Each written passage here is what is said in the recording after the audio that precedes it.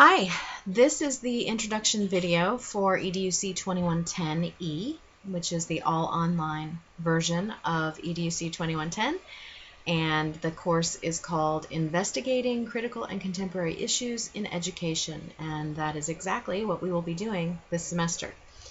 Let's see, I am Dr. Tanya Walker. I have been teaching this course for probably 6 years now, so that's about 12 semesters, and the face-to-face class anyway. The online one I've been teaching probably for about 5. This is either the 5th or 6th semester I've taught that class. So, you know, with the online class, I'm still learning. I'm still getting better at, I think, presenting the course in the online format, but you know, I have been doing it for a while. The good news is, for some of you, I suppose, is that you're not you do not have to complete a field experience requirement for this course anymore. You're, instead of doing 10 hours in this course, 10 hours in another course, 2120, you're doing all of the field experience in the 2120 course.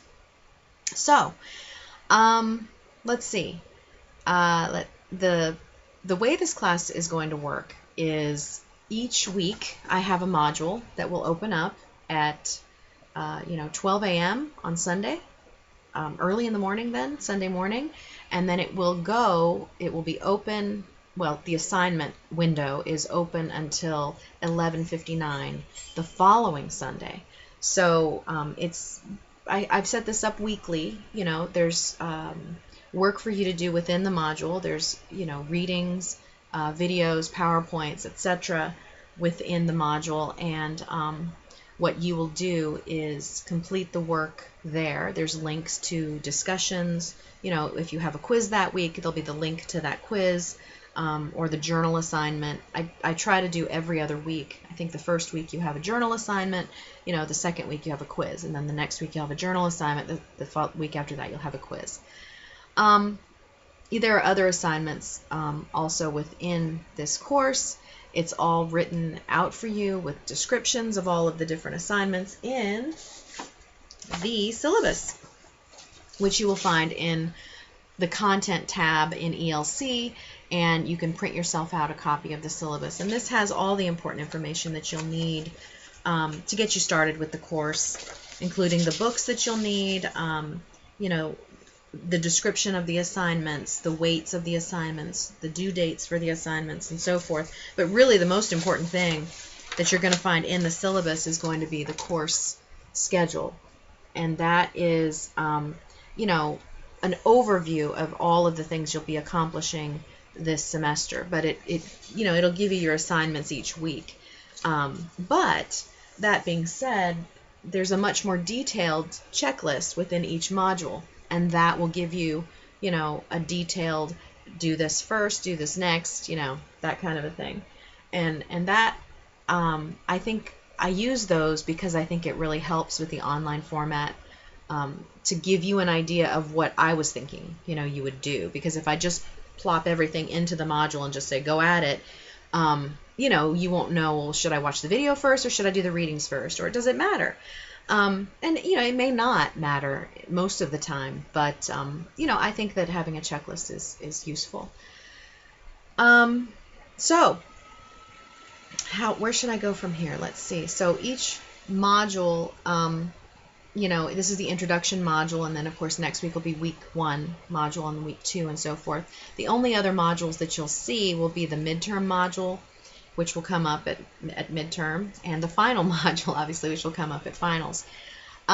So, you essentially have a week to get all of the assignments in, and like I said, the assignment Dropbox will close out at 11:59 on the following Sunday from when that module opens. I generally keep the modules open, though, from that point on, so that if you ever need to go back in and access some assignment or some information from a previous module, you can. Okay, so I guess the best thing to do then would be to talk about what you're going to do this week. This week, what you're going to do is for reading. Well, no, I should introduce the books. How about that? I'll introduce the books.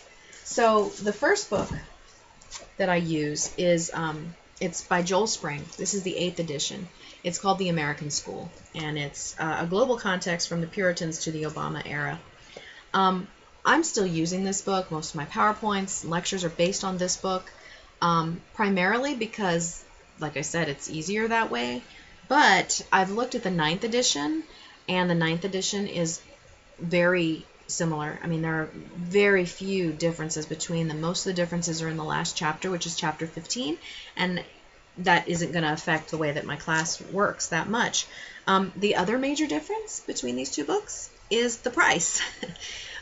This book is substantially less because it's a previous edition, it's the 8th edition, than this book. Anyway, I would suggest just getting a used copy. You can find them available for, I think, in a digital format sometimes at, the major online booksellers. The other book that I need you to get is it's called Reign of Error by Diane Ravitch. And this book, the other book is a really good historical overview of where American education and schooling has come, where it started, and, many of the issues that have happened across history. And then this book is more, many of the current and contemporary issues that are affecting public education today. I find that her opinion is very interesting. I don't always agree with her, but she definitely gives you a really good overview of the major issues that are affecting public education and public schooling in the United States today. And the other thing I really like about her is that she actually gives you some possible solutions, what she thinks would be possible solutions to, she doesn't just complain about the problem, she actually presents some fixes for the problems. Now, are those solutions always, easy or feasible? Not necessarily, but again, it is interesting that she does at least present those. All right, so that's that. So for this week, I'll go back to this week. You are going to work on getting those books. That's obviously the biggest thing. You're going to then, I don't have any assignments for this week out of those books, so I can give you a chance to get them. But you need to read the 4 articles that are in the module, the introduction module, and they're links to some really good, just sort of, again, articles. 3 of them, I think, are about 5 pages each. They're not long. There's one more in there that's a little longer than that, but it'll give you a really good idea about what's going on today with regard to, education and schooling. Then there's a video as well, and that video is more of a history of education so far. It's narrated. It's a really good series. I think there was 6 or 7 parts to the series, and I'm only assigning you part 1. And part 1 is actually broken down into like 6 snippets, but they're all available on YouTube. And if you go to the first link, I've provided all 6 episodes, the link to each. But if you go to the first link, if you know anything about YouTube, once you finish watching that 9.5 minutes or 10 minutes, then you can click on the second episode. And I want you to watch all 6 episodes because that's that completes part 1 of that series. But it's narrated by Meryl Streep, and it's a really, it's about 10 years old now, I think. It might be older. But it's a really good introduction to the history of education in American society. Some of the issues and problems that we've dealt with, and maybe you'll see that, we still deal with a lot of those issues and problems today. So I thought that would be a really good overview for you to look at, and then you can compare, what we've dealt with in the past with these new 4 articles that kind of give you an idea of what's going on now, and, what are new problems? What are just the old problems still, cropping up all over the place? So anyway, that's what you're going to do. The other thing I want to do with this particular introduction video is to talk about the social foundations as a discipline. Social foundations of education is a thing. It's an area of study within education. Most of the time, if somebody asks me what my PhD is in, I tell them it's in education, because it's easier than saying it's in the social foundations of education. That's kind of a mouthful, and they look at me and go, what? But it's essentially Social Foundations deals with the history, the sociology, economics, there's anthropology in the anthropologists that go into social foundations. It's really a discipline that invites a lot of different disciplinary backgrounds or people with disciplinary backgrounds. And actually, my BA is in cultural anthropology. But anyway, what it really accomplishes, or what they really look into, social foundations people, is the relationship between schools and society. So it's that's a complex relationship, but it's a complex relationship with some really basic questions, the basic who, what, when, why, and where, and how type questions. And for example, why do we teach? You're going to have people who focus on the philosophy and theory regarding education and its history and how that affects education and so forth. Who do we teach? When the public schools first opened a long time ago, they were only open to a certain group of people, and that group has now become wider and wider and wider, and it's still widening, to where we pretty much educate everybody now. The other question, or another who, would be who is qualified to teach? Who is going to be doing the teaching of those students, and who is going to organize that? Let's see, what to teach. What do we teach? That would be curriculum and content questions. For example, should we teach vocational or academic? Should we do a college prep for most kids, or should we focus on vocational skills for others, or should we do a combination? There's all these questions that come up in history, and still today, actually, because you probably heard a lot with the Common Core about college and career ready, and if you haven't heard that, that's the new buzzwords. Let's see, what else are we? So that's what to teach, curriculum and content. How about how to teach? Those are pedagogy, pedagogical questions, methods questions. How do you get the information across? What are the best methods in order to teach, the content, the curriculum, the what that you've decided upon? So, those are some pretty basic questions ultimately, and that's what social foundations people look into. So hopefully you'll get a much better idea as the semester moves along.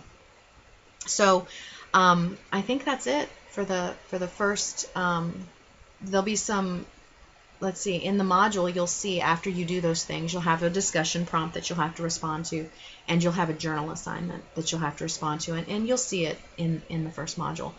If you have any questions at all, please email me. I am very available through email. I have included my cell phone number if it's very important and you definitely need to get a hold of me for whatever reason. Most of my students, I've given it out for many semesters now, and most of my students have always been very thoughtful about how they use that, so I'm good with giving you that as well. Let's see, what else?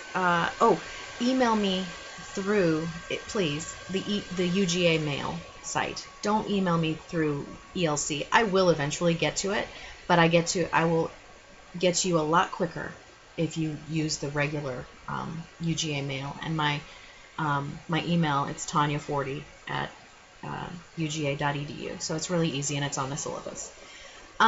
So I guess that's it. And as with the other assignments and so forth, as they come up, I will definitely be talking more about those in other videos. So, hopefully that's enough for you for this first introduction video. So again, if you have any questions, please contact me through email, and I look forward to a good semester.